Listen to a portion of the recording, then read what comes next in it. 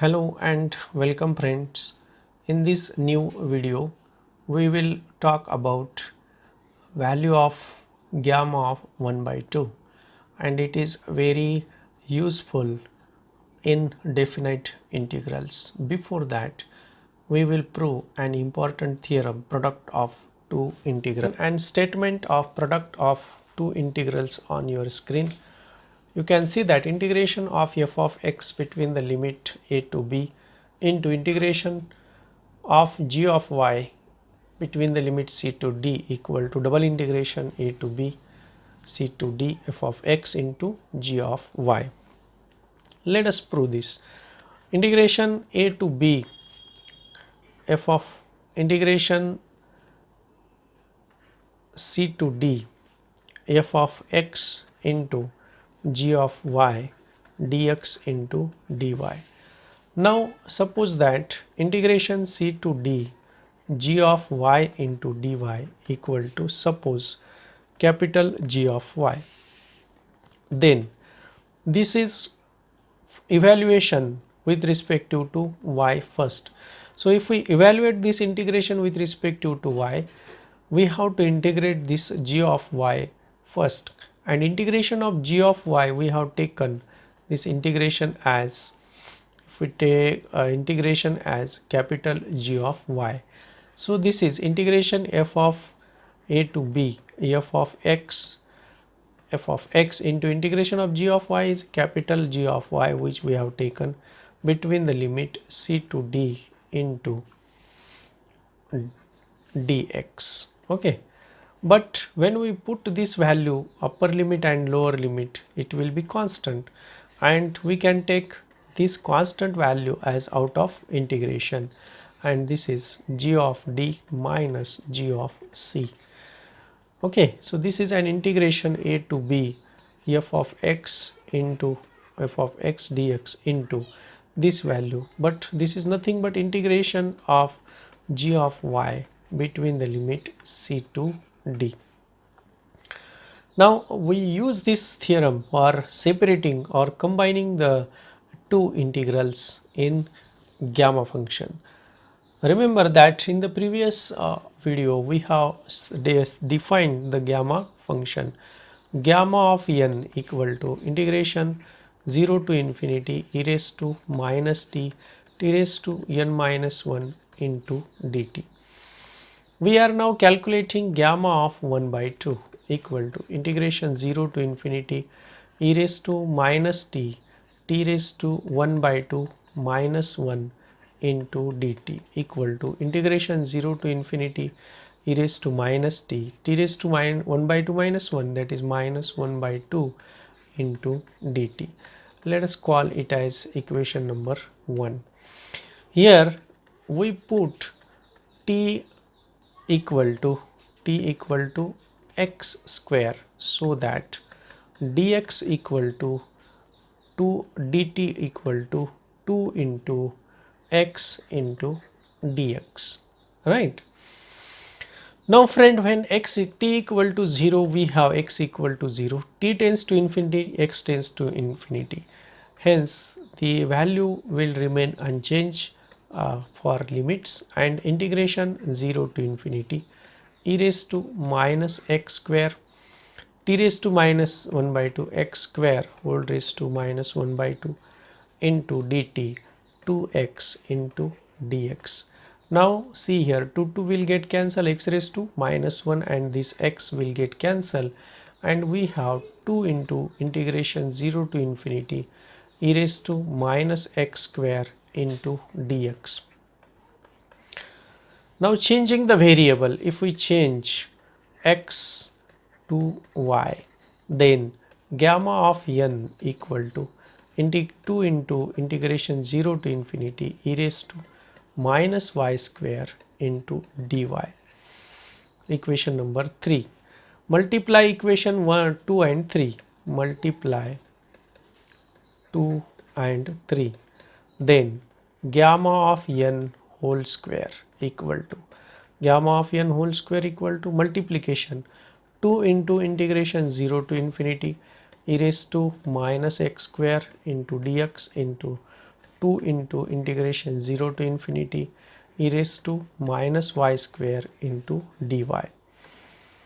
But as we have seen in the beginning, a useful theorem, we can combine this to integral, and we have integration 0 to infinity, integration 0 to infinity e raised to minus x square plus y square dx into dy.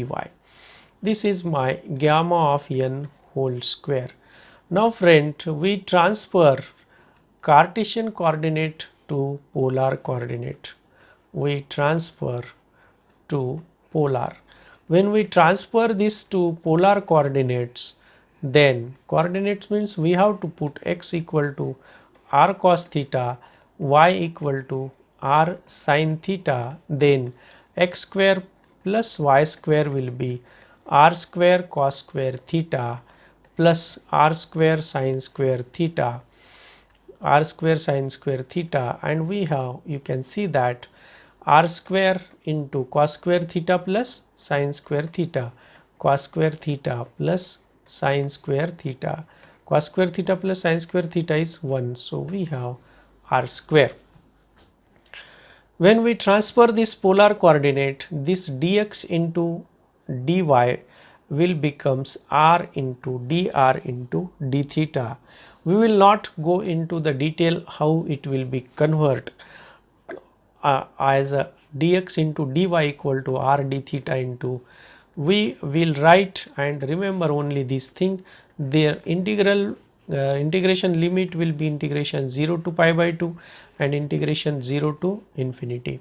This is 0 to infinity for radius and this is for theta. Okay, and we have e raised to minus r square dx into dy will become r into d theta into dr, since we are integrating with respect to r, this one.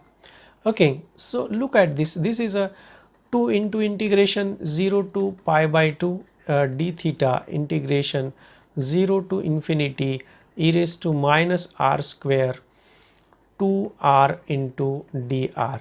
When we put in this integration as z, then r square equal to z 2r dr, this will be dz. Okay, and this will be integration 0 to infinity e raised to minus z into dz, e raised to minus z divided by minus 1 between the limit 0 to infinity, and minus, this is e raised to minus z between the limit 0 to infinity equal to minus, at upper limit it will be 0, at lower limit it will be 1.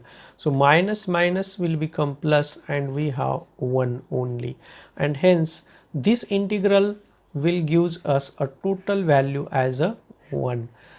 Therefore we have 2 into integration 0 to pi by 2 into d theta. 2 into integration of d theta is theta between the limit 0 to pi by 2 equal to 2 into upper limit pi by 2 lower limit 0. So this is equal to pi. This is a gamma n whole square, and hence we have now gamma n, that is gamma of 1 by 2, gamma of 1 by 2 whole square. Okay, then we have gamma 1 by 2 whole square, therefore gamma of 1 by 2 equal to under root of pi. This is a very useful value which we have now obtained, that gamma of 1 by 2 equal to under root of pi. Okay friends, I hope you have got this expression, this evaluation of gamma of 1 by 2, and now we move toward the another function and we call that function as a beta function. Beta function, we define this beta function as beta function, the beta function, the beta function,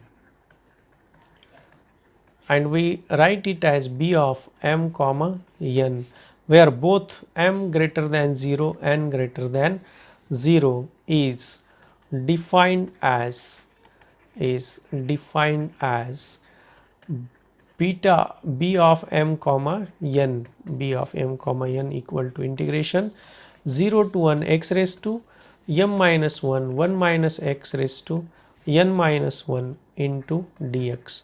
This is the value of beta function b of m comma 1. Even though we call it as a beta, we are not using the taking the symbol that beta, but this is a capital B, which we are now using b of m comma n, beta of m comma n, capital beta of capital for beta. We are taking this beta of b of m comma n equal to integration 0 to 1 into x raised to m minus 1 into 1 minus x raised to n minus 1 into dx. Now if we put x equal to 1 divided by 1 plus y, or 1 by x equal to 1 plus y, or y equal to 1 plus x, 1 by x minus 1 in this integral, we have then dx equal to 1 divided by minus here minus 1 plus y whole square into dy. Now limit when x equal to 0, when x equal to 0, x equal to 0, 1 by 0, that means infinity. So we have y tends to infinity, and when x equal to 1, 1 by 1, 1, 1 minus 1, 0, we have y equal to 0. Then in this case, this b of m comma n, this will be integration at 0 we have infinity, at 1 we have 0, and x means 1 divided by 1 plus y whole raised to m minus 1 into 1 minus 1 divided by 1 plus y whole raised to n minus 1 into dx minus 1 divided by 1 plus y whole square into dy.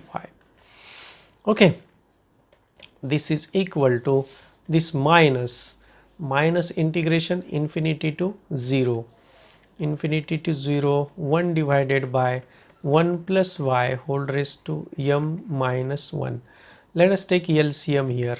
1 plus y minus 1 divided by, this is whole raised to n minus 1, 1 plus y whole raised to n minus 1 into 1 divided by 1 plus y whole square into dy. Now see the simplification. What will be the values after simplified? Then this b of m comma n, beta b of m comma n equal to minus integration here, not infinity, 0. Okay, so this is my mistake, infinity to 0. In the numerator we will have now y raised to n minus 1, and in the denominator you can see 1 plus y raised to m minus 1 plus n minus 1 plus 2 into dy. Minus minus and this plus will cancel, and we will change the limit. So this will be 0 to infinity, and minus become plus, y raised to n minus 1 divided by 1 plus y raised to m plus n into dy. This is another form of the beta function.